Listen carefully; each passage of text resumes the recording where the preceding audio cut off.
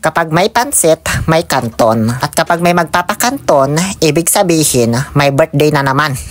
Halapi kahi birahi chachahi, ikibuti bubut nga tuda-tudahi. At dahil nga sa birthday na ni Auntie Loli Vlog, Diyos ko, alas 7 pa lang ng umaga, nasa bahay na. Alalang-alala kasi siya, baka wala daw magluto ng pansit. Nakailang balik-balik sa bahay namin. Mapapagarang maong katawang kong Diyos. Kaya yan, alauna pa lang ng tanghali, nagbihis na ako para pumunta sa bahay nila. Dumaan muna ako saglit sa 7 Evelyn para bumili ng ice cream. Ito kasi yung request nila sa akin, sagutin ko na daw ang ice cream. Binilhan ko na rin pala sila ng 2 pandibara para naman may partner yung pansit na handa nila. Pagdating ko dito sa bahay nila, naabutan ko na silang nagbabalat ng mga ingredients sa lulutuin kong pansit. Diyos ko, ang aga-aga pa ante. Matutulog pa sana ako eh. Pagkaabot ko ng ice cream nila, pinalagay ko na agad sa rave kasi apakainit ang panahon ngayon. Kami na pala ni Bae Marta nagtuloy nung hinihiwa nilang ingredients kanina kasi baka bukas pa sila matapos. Dito kami naghiwa ni Bae sa may likuran ng bahay nila kung saan sila lagi natutulog tuwing tanghali. Medyo malamig-lamig kasi dito kahit papaano kasi maraming mga kawayan tsaka cobra. Actually, tamad ako maghiwa ng mga sangkap. Ito yung pinakaayaw kong gawin kapag magluluto ako. So, bali ito, kaplastikan lang po itong pinapakita ko sa inyo ha. Nag-video lang ako ng ilang minuto para kunwari tumutulong at magmukha ako sa vlog na isang matulunging apo. Kahit sa totoong buhay, tamad talaga ako at masama ang ugali. Kaya nung sa tingin ko sapat naman na yung nakuhanan kong kaplastikan na video. Ayun, iniwanan ko na siya. O kayo na bahala dyan ba kayo na magtapos.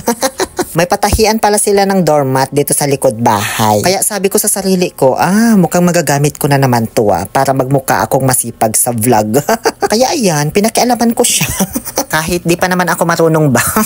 Gusto ko nga matutuwi kasi magandang hanap buhay din ito. Sa bawat isang perasong doormat na matatahi mo, meron kang 2 pesos and 50 cents. Tahi pa lang yun bukod pa yung paglalagay ng silver lining dito sa may gilid. Parang ganyan sa nakikita ninyo. Bali sa bawat doormat naman na malalagyan mo ng silver lining where negativity could not grow and foster, meron ka namang 1 peso and 50 cents. So kung mabilis ka, makakarami ka talaga. Yun ang inuupahan nila dito na nagtatahi, nakaka200 doormat siya sa isang araw. Sinubukan ko mag-practice ng pagtatahi, syempre. Kasi sayang din yung kikitain ko pag natuto ako, no?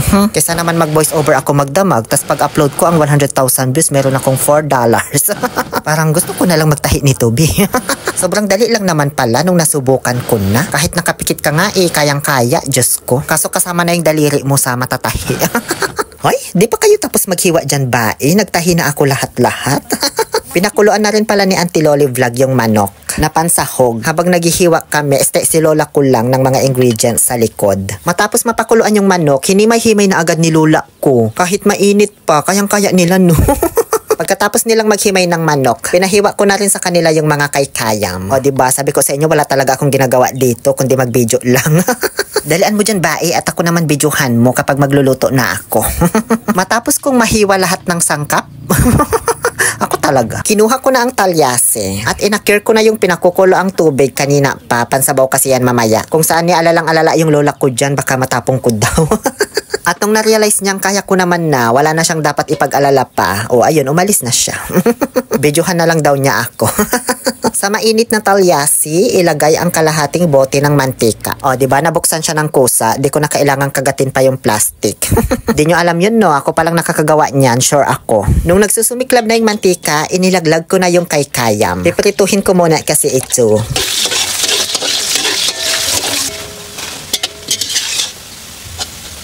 Hala, munti ka nang masunog, be.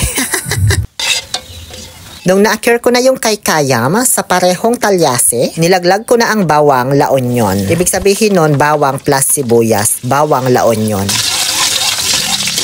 Tapos ay yung manok na bata na hinimay-himay ni Bae Imay. Konting toyo, pampakulay. 2 Knorr cubes. Hindi ko alam kung anong flavor yan pero parang chicken siya kasi manilaw-nilaw diba? Next in line, carrots at lubias or Baguio beans.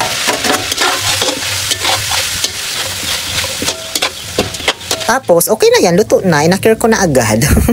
Tinabi ko lang para di ma-overcook yung mga gulay. Nagtira lang ako ng konti para hindi naman malungkot yung pagpapakuluan natin ng pancit. Binuhusan ko na ng kumukulong tubig para mabilis na rin siyang kumulo, kunti na lang oras na aantayin natin. Binuhose ko din yung chicken stock room na pinagpakuluan ng manyok na bata kanina. Isang paketing toyo, magic siya wrap. Parang kulang yung tubig kaya dinagdagan ko. Hindi na yan mainit, room temp lang. So ano naging silbi nung kumukulong tubig na nilagay ko kanina?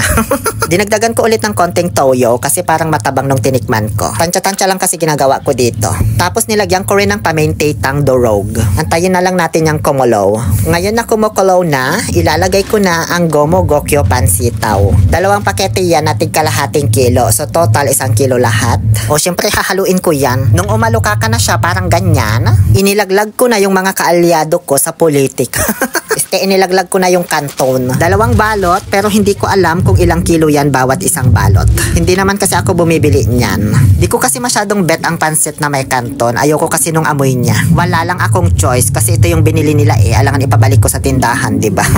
Pampadami din kasi yan sa pansit kaya nila nilalagyan. Nung malapit ng maluto, itong ating Gomo Gokyo pansitaw, napansin ko medyo may sabaw-sabaw pa siyang konti. Kaya nagbukas pa ulit ako ng isang paketeng bihon pero 2 piraso lang ang nilagay ko. So totally 1 1/4 kilo ang nailagay kong bihon dyan. Medyo basa-basa pa siya pero okay na yan kasi maluluto pa naman. Ayoko din kasi ng masyadong dry kapag nagpapakanton ako. It's so masagasap kapag kinain, di ba?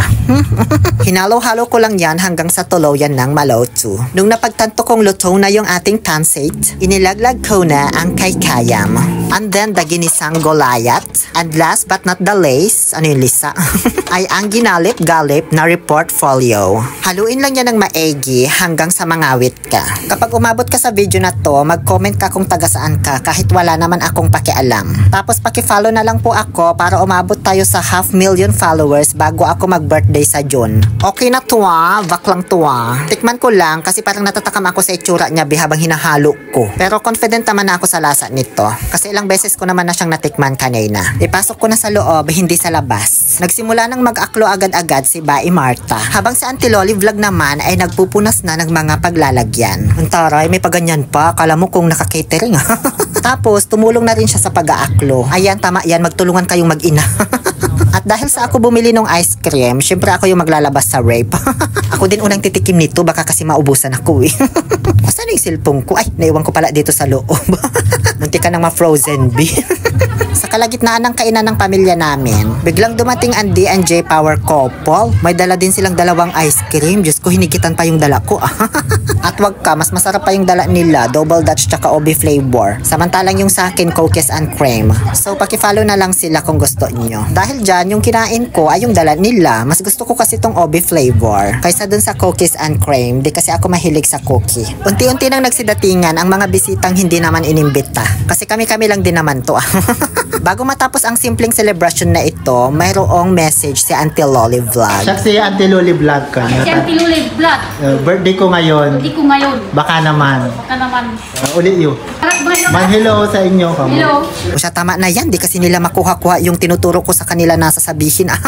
Happy 61st birthday, the Auntie Loli Vlog. Senior na pala sila. Isama ko kaya kayo kapag may mga pipilahan ako para ma-prioritize. Maraming salamat po sa panonood. Muli ito po ang inyong Happy Pill Oliver Castro na nagsasabing, no to toxicity, let's make a people happy.